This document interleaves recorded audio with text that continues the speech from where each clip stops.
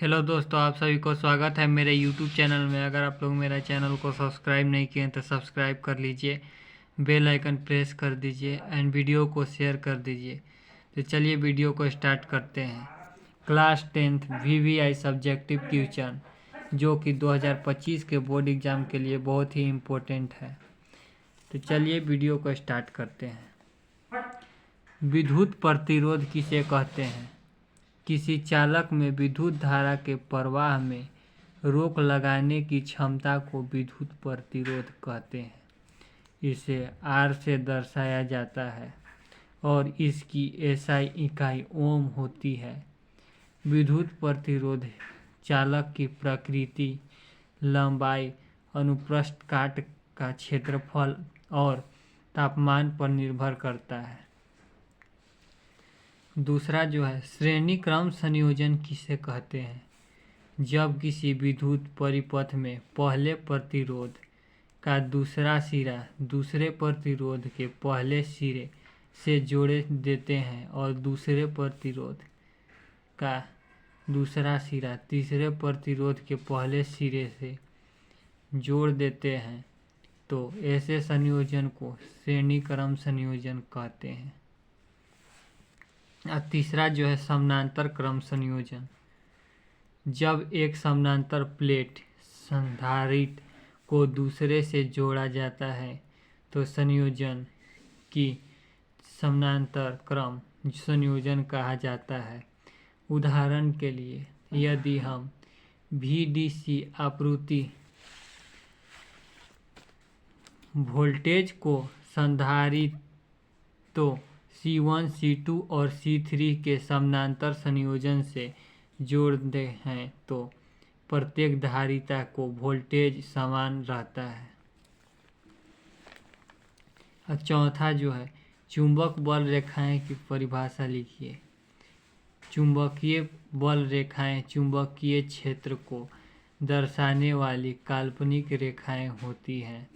ये वक्राकार होती हैं और चुंबक के ध्रुवों पर घनी होती हैं। चुंबकीय बल रेखा कहलाती है। और जो पांचवा जो है वो है, बायो-सेवर्ट का नियम किसे कहते हैं? यह नियम बताता है कि किसी बिंदु पर किसी विद्युत तत्व के कारण चुंबकीय क्षेत्र इन बातों पर निर्भर करता है: विद्युत तत्व की लंबाई, विद्युत दिशा, विद्युत तत्व और बिंदु को जोड़ने वाली रेखा के बीच का कोण। छठा जो है वह है, फ्लेमिंग के दाएं हस्त नियम लिखें। फ्लेमिंग का दायां हाथ नियम बताता है कि किसी चालक में विद्युत धारा दिशा में बहती है। जब कोई चालक किसी चुंबकीय क्षेत्र में गति करता है तो उसमें प्रेरित धारा की दिशा का पता लगाने के लिए इस नियम का इस्तेमाल किया जाता है। और जो सातवां जो है वो है, फ्लेमिंग के बाएं हस्त नियम लिखें। फ्लेमिंग के बाएं हस्त के नियम का इस्तेमाल किसी धारावाही चालक पर लगने वाले बल की दिशा का पता लगाने के लिए किया जाता है। इस नियम के मुताबिक अपने बाएं हाथ की तर्जनी, मध्यमा और अंगूठे को एक दूसरे के लंबवत रखना होता है। और ये जो है आठवां, ये भी इम्पोर्टेंट है, यह है मैक्सवेल के दक्षिणावर्त फ्रेंच का नियम लिखिए।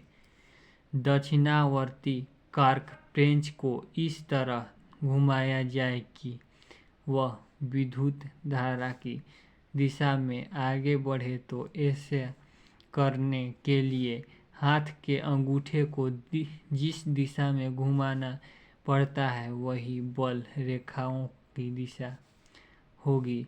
यही मैक्सवेल का दक्षिणावर्ती पेंच का नियम है। और जो 9वां जो है वो है विद्युत धारा के चुंबकीय प्रभाव। ये भी बहुत ही इम्पोर्टेंट है, ये पिछले एग्जाम में ही पूछा गया था। चलिए इसको, जब किसी चालक के विद्युत धारा प्रवाहित होती है तो उसके चारों ओर चुंबकीय क्षेत्र बन जाता है।